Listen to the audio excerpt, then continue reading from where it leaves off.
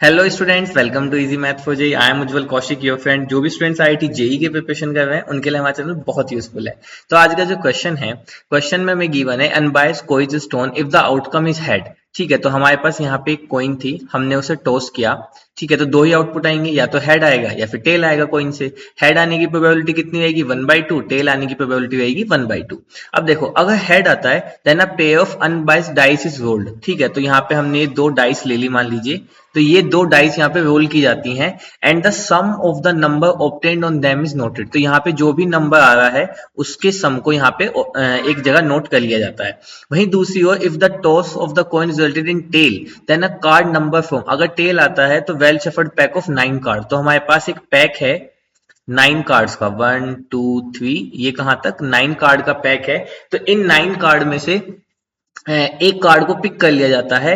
तो अब हमें बतानी है probability that noted number is either 7 और 8। तो देखो, सबसे पहले हम अगर हेड आता है तो हम उसको इवेंट इवन मान लेते हैं। इवन इवेंट कहते हैं हम गेटिंग नंबर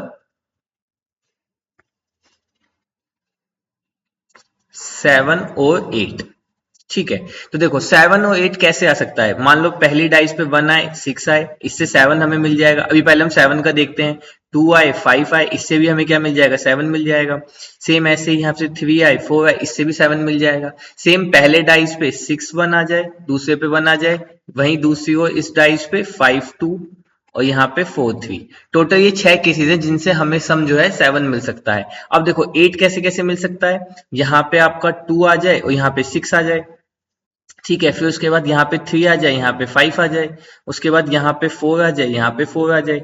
ठीक है, इसी तरह से 6 2 है तो यहाँ पे 2 6 है तो 6 2 हो जाए, यहाँ पे 5 3 आ जाए और 4 4 तो सेम। तो टोटल यही पॉसिबिलिटीज हैं। अगर हम डाइस को, दो डाइस को ड्रॉ करते हैं तो उनसे सम आइदर 7 और 8 आने की। तो यहाँ से प्रोबेबिलिटी ऑफ इवन क्या हो जाएगा? That is equal to total outcome. तो दो डाइस ड्रॉ करते हैं तो हमारा सैंपल स्पेस क्या होता है? 36। दो डाइस जब ड्रॉ करते हैं और फेवरेबल आउटकम कितने हैं? 1 2 3 6 और यहाँ से कितने हो गए?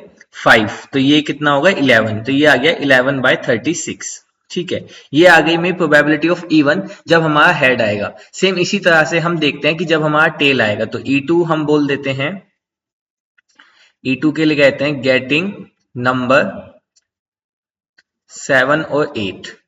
ठीक है, अब देखो जब हमारा टेल आया तो हमने क्या किया, यहाँ पे जो नंबर है यहाँ से हमें या तो 7, या तो हम 7 का कार्ड पिक करें या फिर हम यहाँ से 8 का कार्ड पिक करें।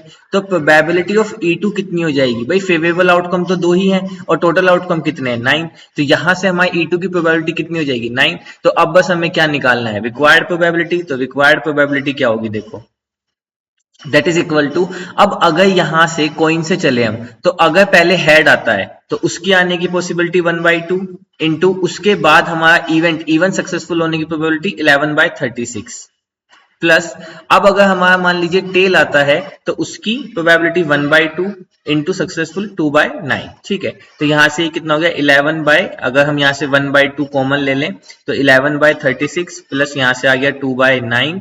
सो this is equal to 1/2। LCM आ गया नीचे 36, तो दिस इज 11 प्लस 8, तो 11 और 8 19/72। तो option 4 is our right answer. I hope you are able to understand the video. If you have still doubt, you can ask to me into the comment box. Thank you very much. Please subscribe the channel. Be happy.